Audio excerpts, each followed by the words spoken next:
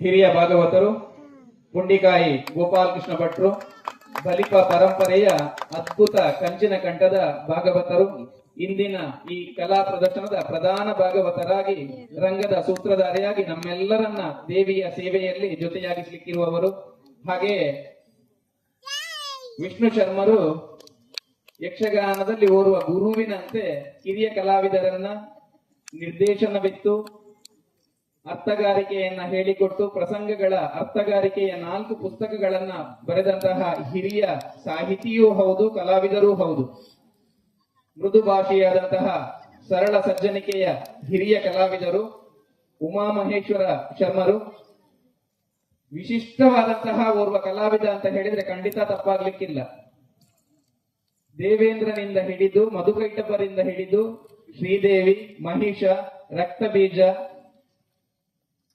ಹೀಗೆ ಎಲ್ಲಾ ಪಾತ್ರಗಳನ್ನ ಮೇಳಕ್ಕೆ ಅಗತ್ಯ ಬಿದ್ದ ಸಂದರ್ಭದಲ್ಲಿ ತಾನಿದ್ದೇನೆ ಎಂಬಂತಹ ಸವ್ಯಸಾಚಿ ಕಲಾವಿದನಾಗಿ ರಂಗದಲ್ಲಿ ಪಾತ್ರವನ್ನು ಮೆರೆಸಿ ತಾನು ಓರ್ವ ಪರಿಪೂರ್ಣ ಕಲಾವಿದನಾಗಿ ನಮ್ಮೆಲ್ಲರ ಮುಂದೆ ರಾರಾಜಿಸುತ್ತಿರುವಂತಹ ಹಿರಿಯ ಅನುಭವಿ ಕಲಾವಿದರು ಇಂದಿನ ಈ ರಂಗ ವೇದಿಕೆಯಲ್ಲಿ ನಮ್ಮೆಲ್ಲರ ಸಮಕ್ಷದಲ್ಲಿ ಗಣ್ಯರಿಂದ ಮಾನಿತರಾಗ್ತಾ ಇದ್ದಾರೆ. ಹಿರಿಯರ ಸುದೀರ್ಘ 3 ದಶಕಗಳಿಗಿಂತಲೂ ಅಧಿಕವಾದಂತಹ ಈ ಕಲಾ ಸೇವೆಗೆ ನಿಮ್ಮೆಲ್ಲರಿಂದ ಜೋರಾದಂತಹ ಕರತಾಡನವನ್ನ ಅಪೇಕ್ಷೆ ಮಾಡ್ತಾ ಇದ್ದೇವೆ. ಇನ್ನಷ್ಟು ಯಕ್ಷಗಾನದ ಈ ಸೇವೆಯನ್ನ ನಿಮ್ಮೆಲ್ಲರ ಮುಂಭಾಗದಲ್ಲಿ ಸುದೀರ್ಘ ಕಾಲದವರೆಗೆ ನೀಡುತ್ತಾ ಬರುವಂತಹ ಸುಯೋಗ ಕಲಾಮಾತೆಯಾದಂತಹ ಶ್ರೀದುರ್ಗೆ ಅನುಗ್ರಹಿಸಲಿ. ಇವರ ಬದುಕು ಭವಿತವ್ಯ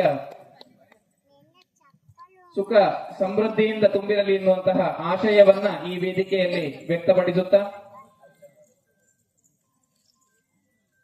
ರಸಭಂಗಕ್ಕಾಗಿ ನಿಮ್ಮೆಲ್ಲರಲ್ಲಿ ಕ್ಷಮೆಯನ್ನ ಯಾಚಿಸುತ್ತಾ ಕಲಾ ಪ್ರದರ್ಶನವನ್ನ ಮುಂದುವರಿಸಲಿ ನಿಮ್ಮೆಲ್ಲರಲ್ಲಿ ಅಪ್ಪಣೆಯನ್ನು ಯಾಚಿಸ್ತಾ ಇದ್ದೇವೆ.